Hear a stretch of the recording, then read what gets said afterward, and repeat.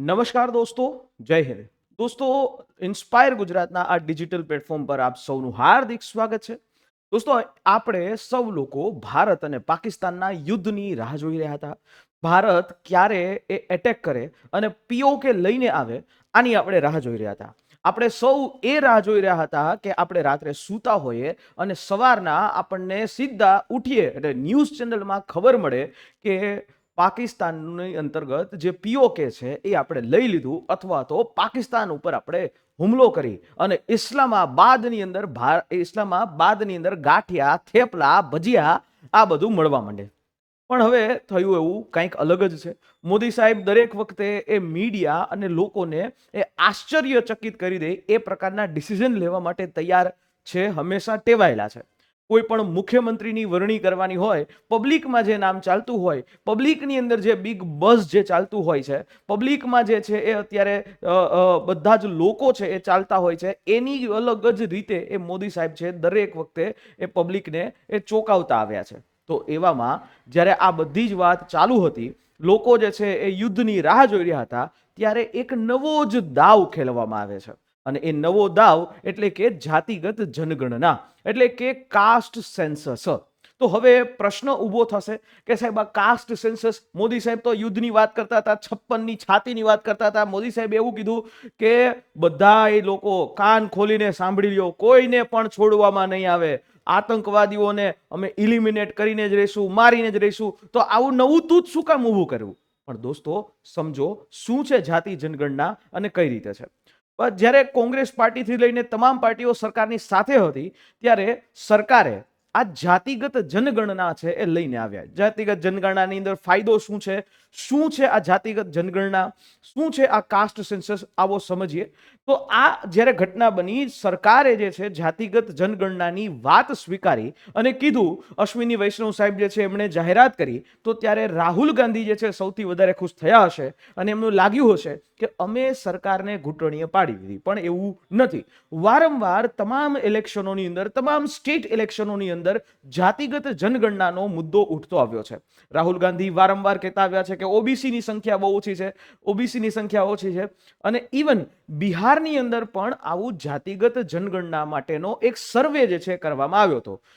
ત્યારે એને cast census નહોતું થયું, પણ ત્યારે એમણે બિહારનો આખો સ્ટેટ લેવલનો એક સર્વે કરવામાં આવ્યો અને જેની અંદર કેટલાક જ્ઞાતિઓ વાઇઝ એ આખી એ અલગ અલગ આંકડાઓ છે એ આવ્યા. તો હવે સમજી લઈએ કે શું છે આ જાતિગત જનગણના. હવે આપણે દર 10 વર્ષે ભારતમાં એવો નિયમ છે કે ભારતની અંદર દર 10 વર્ષ ઉપર એક વસ્તી ગણતરી થાય. આ વસ્તી ગણતરી છે ભારત સરકારનું ગૃહ મંત્રાલય અને એના અંડરમાં આવતા registrar general of cast and census, registrar general of census of India, જે ભારતના વસ્તી ગણતરી આયુક્ત કમિશનર હોય એના માધ્યમથી કરવામાં આવે. વસ્તી ગણતરીની જે શરૂઆત થઈ, એ શરૂઆત સૌથી પહેલા ક્યાંથી થઈ? તો કે આ બ્રિટિશરોના સમયથી થઈ. વસ્તી ગણતરીની જે શરૂઆત છે લોર્ડ મેયોના સમયની અંતર્ગત થઈ, પણ ત્યારે એ ઓફિશિયલ નહોતી. લોર્ડ રિપનના સમયથી, એટલે કે એ 1800 સાલની અંદર, 1800ની સાલમાં, 1881ની સાલમાં ત્યારથી લઈ આ વસ્તી ગણતરીની શરૂઆત થઈ. અને આ રીતે ભારતમાં આ વસ્તી ગણતરીનો એક કોન્સેપ્ટ એ આવ્યો. હવે વસ્તી ગણતરી શું કામ? કારણ કે કોઈ પણ દેશ હોય એની અંદર કેટલા લોકો રહે છે, એ લોકોની પરિસ્થિતિ શું છે, આ તમામ વસ્તુની ખબર હોવી જોઈએ, જેથી કરીને આવનારા સમયમાં સરકાર છે એના ઉપર આ અલગ અલગ પ્રકારની યોજનાઓ બનાવી શકે. જેમ કે વાત કરીએ આપણે એસસી એસટી છે, એસઈબીસી છે, ઈડબ્લ્યુએસ છે, આ પ્રકારની સિસ્ટમ ભારતમાં રિઝર્વેશન સિસ્ટમ છે. પણ હવે આની અંદર જે અલગ અલગ જ્ઞાતિઓનું પ્રભુત્વ ક્યાં કેટલું છે એ ખબર પડે. તો હવેનો જે નેક્સ્ટ આવનારી જે વસ્તી ગણતરી છે એમાં જાતિ આધારિત થશે. એટલે એમાં ત્યારે પૂછવામાં આવશે કે તમારી જ્ઞાતિ શું છે. ત્યારે એ જનગણનાની સાથે એ હવે ડિજિટલાઇઝેશન ફોર્મેટથી થશે, એટલે કે એપ્લિકેશનના માધ્યમથી આવનારી વસ્તી ગણતરી થશે. કારણ કે 2000 છેલ્લે જે વસ્તી ગણતરી થઈ એ 2011માં થઈ, એના પછી 2021માં થવાની હતી. પણ આ જે વસ્તી ગણતરી છે એ COVID-19ને કારણે એ રોકાયેલી રહી. અને હવે આ સરકાર દ્વારા જાહેરાત કરવામાં આવી જાતિગત જનગણના, અને આમાં સૌથી વધારે જો ખુશ થયા હોય તો વિપક્ષ ખુશ થયું છે. જેમ કે હમણાં બિહારની અંદર આ જ વર્ષમાં ઇલેક્શન આવે છે અને કોંગ્રેસ પાર્ટીએ વારંવાર આવી માંગણીઓ કરી છે. બરાબર, આ એ જ દેશ છે કે જેની અંદર એક સમયે આ જાતિગત જનગણના થતી હતી. એટલે કે 1881 થી 1931 સુધી ભારત દેશમાં જે પણ બ્રિટિશ ઇન્ડિયાની અંદર જે વસ્તી ગણતરી કરવામાં આવી છે એ બધી જ વસ્તી ગણતરી કઈ રીતે હતી? જાતિ આધારિત હતી. એટલે કે કઈ જ્ઞાતિ કેટલી છે એ ત્યારે ખબર પડતી. પણ 1931 પછી છે આ બંધ કરી દેવામાં આવ્યું અને ત્યારબાદ 1947 ની અંદર આપણે આઝાદ થયા. 1951 ની અંદર જે ભારતનું આઝાદ ભારતનું પહેલું સેન્સસ હતું, પહેલી વસ્તી ગણતરી હતી, જેની અંદર જાતિના આધારિત કામ નહોતું કરવામાં આવ્યું. 1951 થી લઈને 2011 સુધી ક્યારેય પણ આવી જાતિ આધારિત જનગણના કરવામાં નહોતી આવી. આનો સીધો અને સિમ્પલ વાત એ હતી, એ દલીલ એ હતી કે જો જાતિગત જનગણના થશે તો એનાથી સમાજની અંદર એ ભેદભાવ જે છે એ આવી શકે, ક્યાં કોણ કેટલું છે એ ખબર પડશે અને જે વધારે જ્ઞાતિઓ વાળા લોકો છે એનું પ્રભુત્વ જે છે એ વધશે અને ઓછી જ્ઞાતિ છે, જે લોકોની જ્ઞાતિ ઓછી છે, ઓછી સંખ્યા છે, એનું પ્રભુત્વ ઘટશે. આવું વાત હતી. પણ હવે છેલ્લે 2011 ની જે આખી એ જાતિ જનગણના હતી, 2011માં એક સોશિયલ અને ઇકોનોમિક કાસ્ટ સેન્સસ આ રીતે એક વસ્તી ગણતરી કરવામાં આવી. અને એ યુપીએ ગવર્મેન્ટની અંદર આ social and economic caste census છે એ કરવામાં આવી.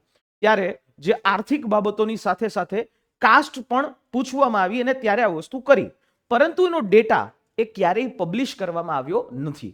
શું કામ પબ્લિશ નથી કરવામાં આવ્યો? કારણ કે એ ડેટા રિલાયેબલ એટલે કે વિશ્વાસપાત્ર હતો જ નહીં.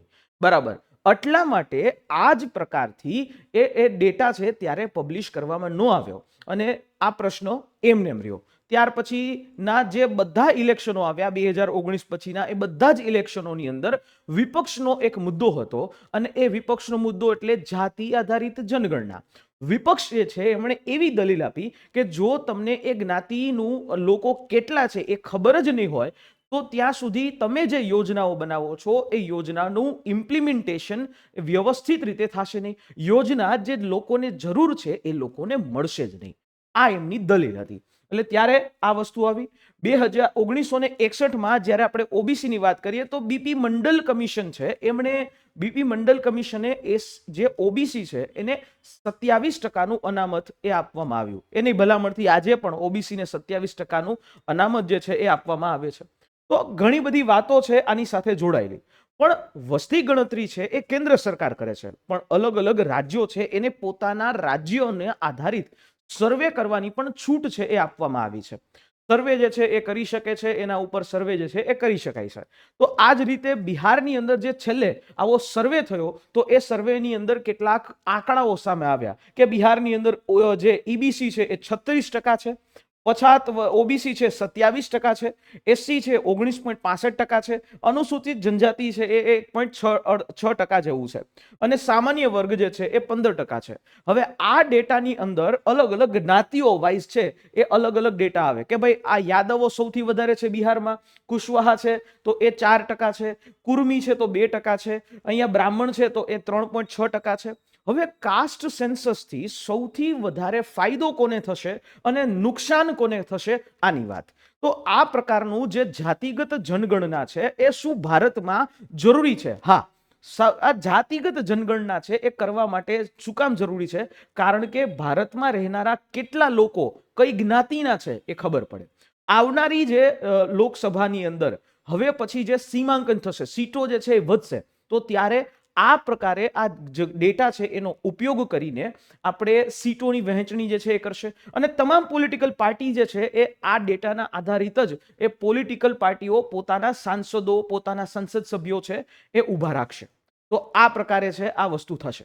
એક આંકડો આવશે કે ક્યાં કેટલા જ્ઞાતિઓના લોકો રહે છે અને એના આધારે પ્રભુત્વ વધશે. સાથે સાથે સરકારને જે યોજનાઓ તૈયાર કરવાની અંદર મદદ મળશે, આર્થિક લોકો વિકાસ જે છે એ થશે આનાથી. હવે આ આર્થિક વિકાસ કઈ રીતે થશે? અત્યારે કેવું હતું કે જે જગ્યાએ ઓછી જનજાતિ છે, ઓછા લોકો છે, તો એને સમાજની અંદર એટલું પ્રભુત્વ મળતું નહીં, અને જે વધારે લોકો છે એને મળતું. એની જગ્યાએ જે લોકોને જરૂર છે એવા જ લોકો સુધી એનું ડેવલપમેન્ટ યોજનાઓ આ બધું પહોંચશે. બરાબર, તો આ પ્રકારની વસ્તુ છે. આના ફાયદાઓ એટલા છે. હવે સાથે સાથે જો વાત કરીએ જાતિગત જનગણનાની, તો એનો ફાયદો થશે રિઝર્વેશનમાં. રિઝર્વેશનની સિસ્ટમ છે એ આખી ચેન્જ થઈ શકે છે. અત્યારે જે ઇન્દિરા સાહાની કેસની અંદર 50% રિઝર્વેશનની વાત કરવામાં આવી, અને એનેમાં સુપ્રીમ કોર્ટે 50%ની લિમિટ લગાડી દીધી છે કે ભાઈ 50%થી વધારે રિઝર્વેશન ન થઈ શકે. તો એ આખી વસ્તુ હટશે, કારણ કે સુપ્રીમ કોર્ટે એ ચુકાદામાં એવું કીધું હતું જ્યાં સુધી ડેટા અવેલેબલ નથી ત્યાં સુધી આ 50%થી વધારે જે રિઝર્વેશન છે એ ન આપી શકાય. તો હવે જ્યારે ડેટા અવેલેબલ થાય તો રિઝર્વેશન છે એ આખું વધી શકે છે. તો આનાથી નુકસાન શું થાય? આ જાતિગત જનગણનાથી નુકસાન શું થશે? જાતિવાદ છે એને વધારો મળશે. અલગ અલગ જે વધારે જનસંખ્યા છે એ જ્ઞાતિના લોકો છે, એ જેની સંખ્યા ઓછી છે એ જ્ઞાતિના લોકોને દબાવવાનો પ્રયત્ન કરશે. જે ભારતના સમાજમાં જ્યારે આપણે વાત કરીએ છીએ વિવિધતામાં એકતા, તો એ વસ્તુ રહેશે નહીં, અને સમાજની અંદર જાતિ આધારિત વિભાજન છે એ સૌથી વધારે થશે. લોકો ઘર પણ દેશે ને, ઘર લેશે કે ઘર વેચશે, તો ઘર લેશે તો એ પણ જ્ઞાતિ આધારિત થશે. આ પ્રકારનું જે છે ઘટના એ સમાજની અંદર બની શકે છે. આ રીતે રાજકીય દુરુપયોગ થશે. વધારે જે જનસંખ્યા છે એને સીટો વધારે મળશે, જે જ્ઞાતિની સંખ્યા ઓછી છે એને સીટો ઓછી મળશે. પોલિટિકલ પાર્ટી ટિકિટ ઓછી આપશે, એના ઉપર ધ્યાન નહીં આપે. બરાબર, જેમ કે બ્રાહ્મણો છે તો એની સંખ્યા ઓછી છે, તો બ્રાહ્મણોનું સવર્ણનું પ્રતિનિધિત્વ ઘટી શકે એવી શક્યતાઓ પણ ખરી. સમાજ વચ્ચે જે છે એ શત્રુભાવ થશે. બરાબર, બાદ છે. આની અંદર સમાજની અંદર જે છે ને એ વધારે જે છે વૈમનસ્ય વધશે, વધારે લોકો છે એ ભેદભાવ તરફ વળશે. અને એક વાત કે આ ડેટા જે છે સાચો જ હશે એની ઉપર પણ શંકા ઉપજાવશે, કારણ કે ઘણા બધા લોકો પોતાની જ્ઞાતિ છે કંઈક અલગ બતાવી શકે છે. તો આ રીતે એ ડેટા જે છે, કારણ કે પાછલા વર્ષમાં એ જ થયું, 2011ની અંદર જે ડેટા મળ્યો એ અપૂર્ણ હતો, પ્રોપર નહોતો. એટલા માટે આ પ્રકારે જાતિ જનગણના લઈ આવવાની જરૂર પડી. બરાબર, એટલે આ જ રીતે જે છે ભારતની અંદર એ નુકસાન પણ થઈ શકે છે. જેમ સિક્કાની બે બાજુ છે એ જ રીતે આ જ રીતે એની પોઝિટિવ સાઈડ છે અને નેગેટિવ સાઈડ પણ છે. પણ હવે તમારું શું કહેવું છે? શું ભારતમાં જાતિગત જનગણના થવી જોઈએ? શું ભારતમાં જાતિગત જનગણનાથી કોઈને નુકસાન થશે કે નહીં? ચોક્કસથી કોમેન્ટ બોક્સની અંદર તમારો અભિપ્રાય લખજો. અને આ જ પ્રકારના વિડીયોઝ છે અમે તમારા સુધી પહોંચાડતા રહીશું. એટલા માટે ભૂલ્યા વગર ટ્વિટર ઉપર ધવલ મારું 8 આ યુઝર નેમ છે, મને ફોલો તમે કરી શકો છો. અને સાથે સાથે અમારી આ યુટ્યુબ ચેનલ છે એને જોઈન કરી શકો છો. મળીએ નેક્સ્ટ સેશનમાં. જય હિન્દ, જય ભારત.